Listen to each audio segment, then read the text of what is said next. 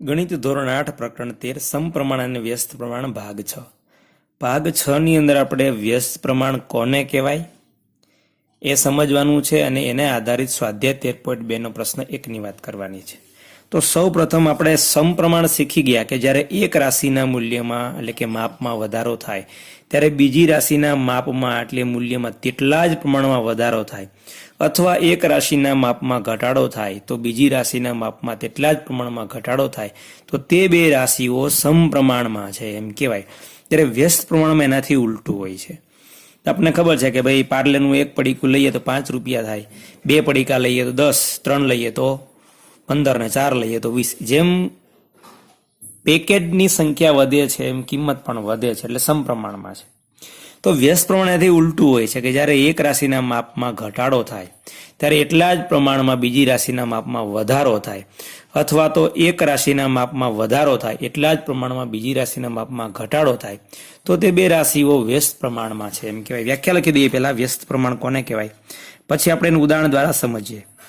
વ્યસ્ત પ્રમાણ, વ્યસ્ત પ્રમાણ ઇન્વર્સ પ્રોપોર્શન અંગ્રેજીમાં કહીએ તો જ્યારે એક રાશિ અથવા માપ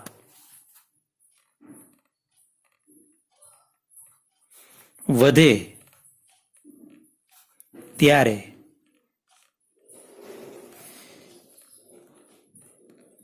બીજી રાશિ અથવા માપ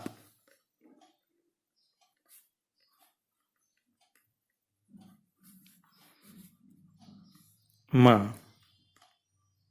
તેટલા જ પ્રમાણમાં, પ્રમાણ અગત્યનું છે, તેટલા જ પ્રમાણમાં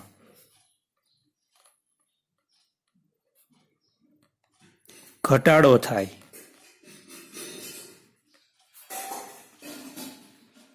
અથવા એક રાશિ અથવા તો માપ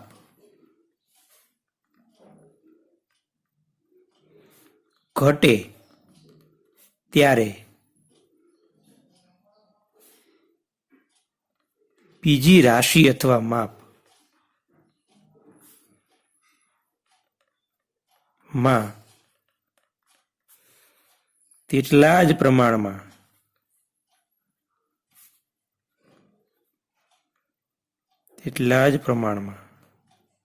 વધારો થાય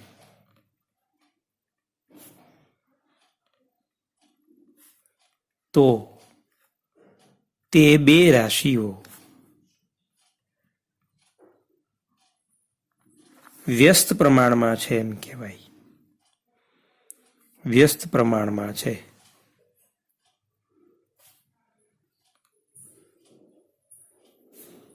એમ કહેવાય।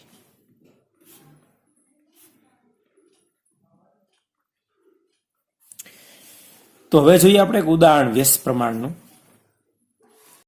માની લો કે તમારી પાસે 50 રૂપિયા છે। ઉદાહરણ જોઈએ,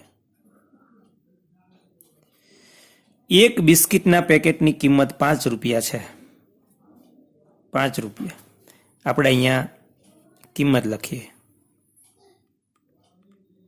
અને અહીંયા સંખ્યા લખીએ। જો 5 રૂપિયાનું એક બિસ્કિટનું પડીકું હોય અને તમારી પાસે 50 રૂપિયા હોય, 50 રૂપિયા છે તમારી પાસે, તો કેટલા પડીકા આવશે? 10 પડીકા આવશે। હવે માની લો કે તમારે 50 રૂપિયા ફિક્સ છે, તમારી પાસે વધારે પૈસા નથી, પછી તમે 10 રૂપિયા વાળી કિંમતનું પડીકું લ્યો છો તો કેટલા પડીકા આવશે? 5। તો અહીં તમે જોઈ શકો છો કિંમત ઘટી, સંખ્યા વધી, કિંમત વધી, સંખ્યા ઘટી, એટલે કે એક રાશિના મૂલ્યમાં ઘટાડો થાય છે ત્યારે એટલા જ પ્રમાણમાં બીજી રાશિના મૂલ્યમાં વધારો થાય છે, અથવા તો એક રાશિના મૂલ્યમાં વધારો થાય છે ત્યારે બીજી રાશિમાં એટલા જ પ્રમાણમાં ઘટાડો થાય છે। તો આ બે રાશિઓ વ્યસ્ત પ્રમાણમાં છે એમ કહેવાય, બરાબર। આવી રીતે આપણે ઘરની અંદર પણ કામ કરતા હોઈએ છીએ। દાખલા તરીકે ઘરની અંદર અથવા તો સ્કૂલની અંદર આપણે કોઈ કામ કરવાનું છે તો વિદ્યાર્થીની સંખ્યામાં વધારો થાય તો સમયમાં ઘટાડો થાય એ કામ કરવા માટેનો, અથવા તો સંખ્યામાં વિદ્યાર્થીની સંખ્યામાં ઘટાડો થાય તો એક કામ કરવા માટેનો સમય વધે, એ પણ વ્યસ્ત પ્રમાણમાં છે. તો આવી રીતે માની લો કે આને આપણે x1 કહીએ, આને y1 કહીએ, આને x2 કહીએ અને આને y2 કહીએ. તો આપણે ગઈ વખતે જોયું તો સમપ્રમાણમાં કે સમપ્રમાણ હોય ત્યારે x1 ના છેદમાં y1 બરાબર x2 ના છેદમાં y2 થાય. પણ જ્યારે વ્યસ્ત પ્રમાણમાં હોય ત્યારે વ્યસ્ત પ્રમાણ ત્યારે x1 ગુણ્યા y1 બરાબર x2 ગુણ્યા y2 થાય.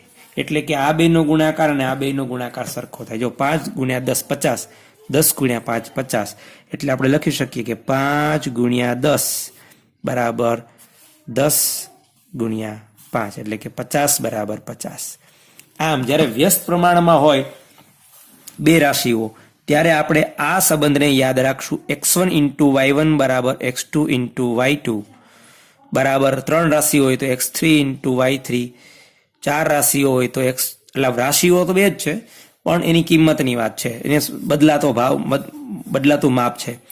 x4 ઇન્ટુ y4 બરાબર અચળ. આ મૂલ્ય સરખું હોય કેમ 50 50. તો આવી રીતે ગમે એટલી વાત સંખ્યામાં વધારો કે ઘટાડો થાય ત્યારે એનું મૂલ્ય કે એટલે કે અચળ. ત્યારે આપણે જ્યારે વ્યસ્ત પ્રમાણમાં હોય ત્યારે આપણે આ વસ્તુનો ઉપયોગ કરી અને આપણે 3 રાશિઓ આપેલી હોય ચોથી રાશિ આપણે મેળવશું. એના માટે આપણે યાદ રાખશું x1 ઇન્ટુ y1 બરાબર x2 ઇન્ટુ y2. ઇન્ટુ એટલે ગુણાકાર.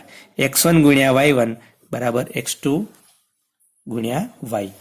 આ સંબંધને યાદ રાખવું. જ્યારે સમપ્રમાણની અંદર આપણે શું યાદ રાખ્યું હતું? x1 ના છેદમાં y1 બરાબર x2 ના છેદમાં y2. જ્યારે વ્યસ્ત પ્રમાણ હોય ત્યારે બે રાશિઓનો ગુણાકાર છે એ અચળ હોય. તો આવી રીતે આપણે જ્યારે વ્યસ્ત પ્રમાણને સમજીએ ત્યારે આ સંબંધને યાદ રાખવાનો છે. હવે અહીંયા આપણે દાખલો પહેલો છે કે સ્વાધ્યાય 13.2 કે નીચેનામાંથી કયા વિધાનો વ્યસ્ત પ્રમાણમાં છે એ કહેવાનું છે કે એક રાશિ વધે તો બીજી ઘટવી જોઈએ, અથવા તો પહેલી ઘટે તો બીજી વધવી જોઈએ, તો વ્યસ્ત પ્રમાણ કહેવાય. એક ઘટે ને બીજી ઘટે ને એક વધે બીજી વધે તો એ સમપ્રમાણ કહેવાય.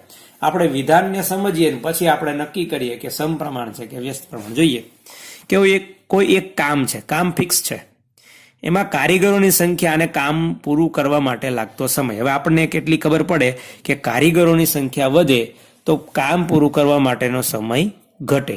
એટલે કે એક રાશિ વધે છે તો બીજી ઘટે છે, અથવા તો કારીગરની સંખ્યા ઘટે તો કામ પૂરું કરવા માટેનો સમય વધે, તો આને વ્યસ્ત પ્રમાણ કહેવાય. અહીં કારીગરોની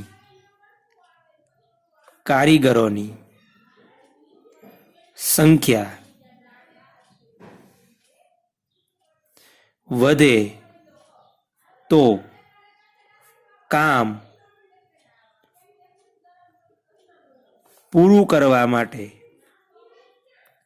માટે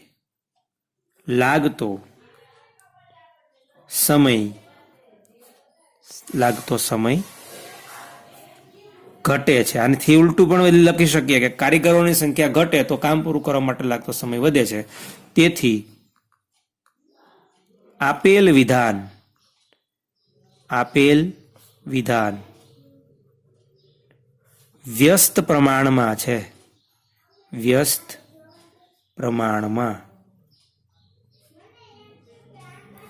હવે બીજું વિધાન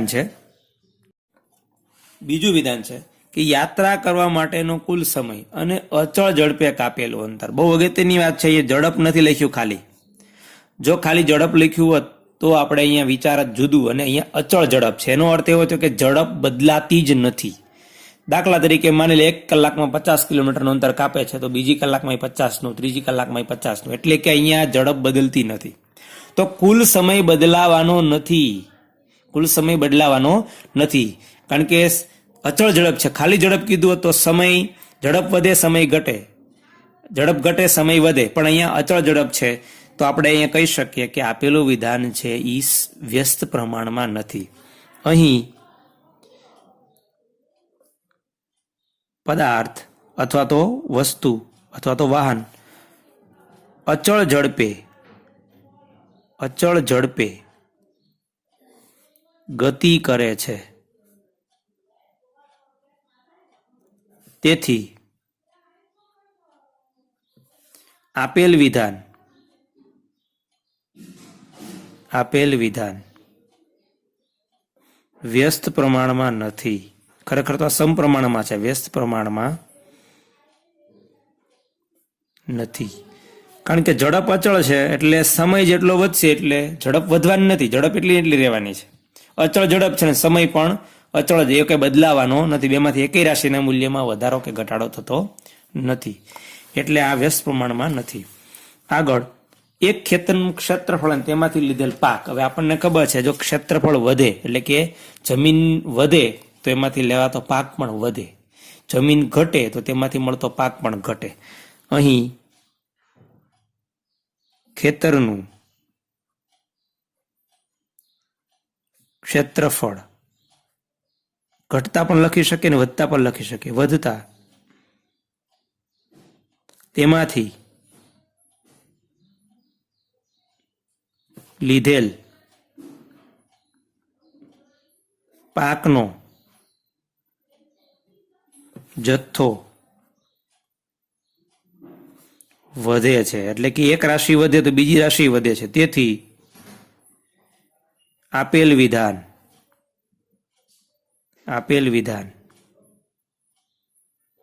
વ્યસ્ત પ્રમાણમાં નથી. કેવા પ્રમાણમાં છે? સમપ્રમાણમાં. કારણ કે એક રાશિ વધે ને બીજી રાશિ વધે છે, એક રાશિ ઘટે બીજી રાશિ ઘટે છે. વ્યસ્ત પ્રમાણમાં નથી.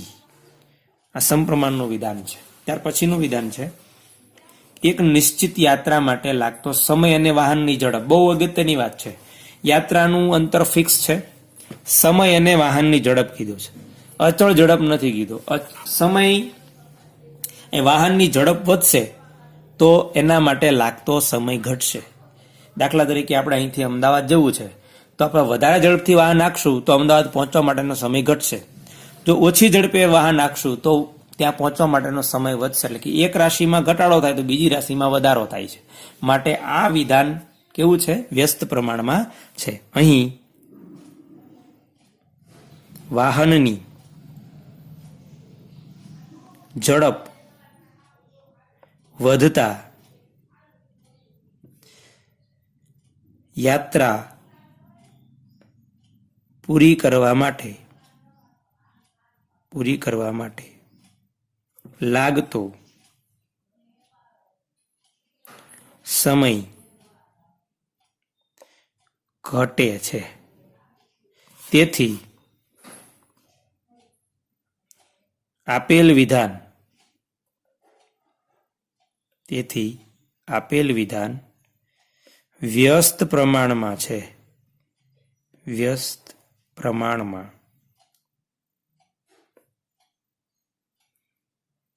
છે. બરાબર. સમય વધશે તો ઝડપ ઓછી થઈ હશે, સમય ઘટ્યો તો ઝડપ વધી હશે. એટલે એક રાશિ ઘટે છે તો બીજી રાશિ વધે છે. અહીંયા આપણે આ 4 વિધાનો જોયા. હવે જોઈએ પાંચમું વિધાન. પાંચમું વિધાન છે કે કોઈ એક દેશની કુલ જનસંખ્યા અને વ્યક્તિ દીઠ જમીનનું ક્ષેત્રફળ. દાખલા તરીકે આપણા ભારત દેશની જ વાત કરીએ, જમીનનું ક્ષેત્રફળ આપણા ભારત દેશમાં વધવાનું નથી, જમીન જે છે એ જ છે.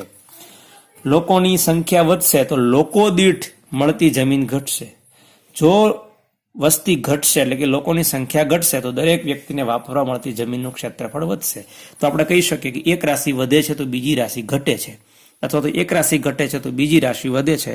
માટે આપેલ વિધાન વ્યસ્ત પ્રમાણમાં છે. તો આપણે લખી શકીએ કે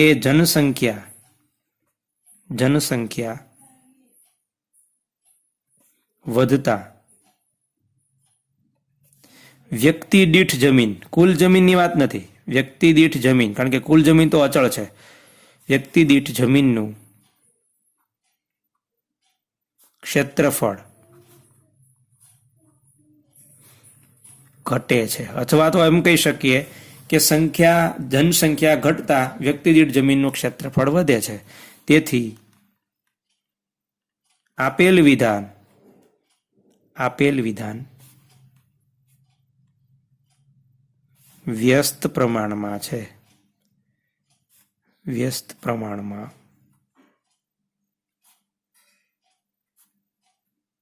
છે. અહીંયા આપણે આ 5 વિધાનો જોઈએ. હવે આની પછીના ભાગની અંદર આપણે બીજો ત્રીજો દાખલાની વાત કરીશું.